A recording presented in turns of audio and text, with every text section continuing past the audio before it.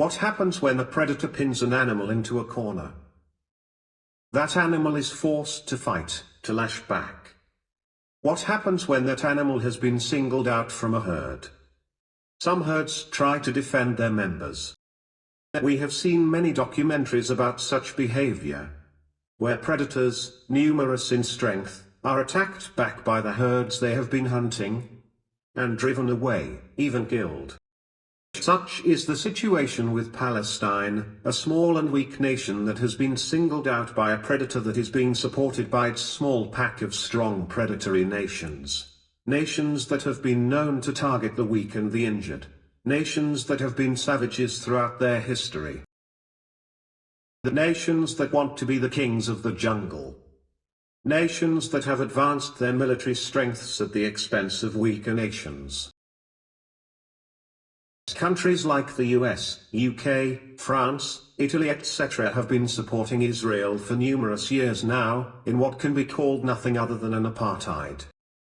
The oppression of Palestine by Israel has continued for decades now, a state that originated as the result of an apartheid. Individuals that were oppressed by another nation have now become the oppressors.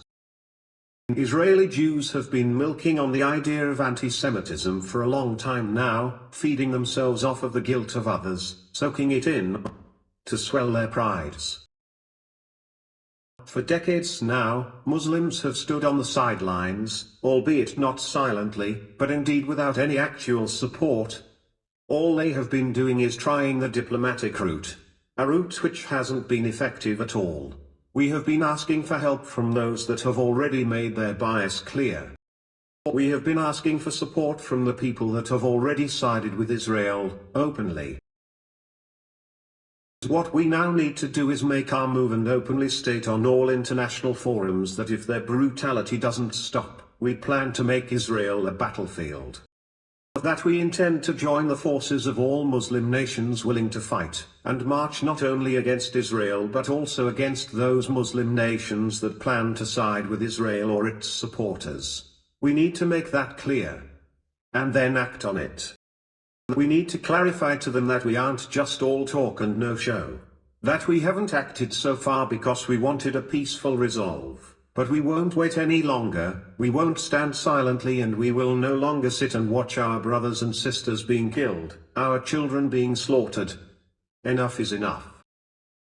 That is the only way to resolve this now. We cannot keep silent, for Allah will not help us unless we help ourselves, unless we take the initiative. We have seen multiple countries in the Middle East acknowledge and side with Israel recently, which has given Israel the confidence to increase their oppressive attacks on Palestine. We need to make our presence known to Israel and let them decide whether they want their country to become the center point of World War III or not. Whether they want to be ripped apart because of their egos, or is there still some sense left in them. As is becoming clear, diplomacy will only go so far, and any diplomatic resolution will only last for a short term. The end game will be an all-out attack on Israel as long as they continue to oppress Palestine. Unless they give Palestinians their freedom, the fate of Israel will be doomed. They know themselves how the oppression against them eventuated, and how the world united to bring down Hitler. They are becoming the new Nazis for Palestinian Muslims and will share the same fate if they keep treading on this path. For the path of evil is long and wide, but with an abrupt end.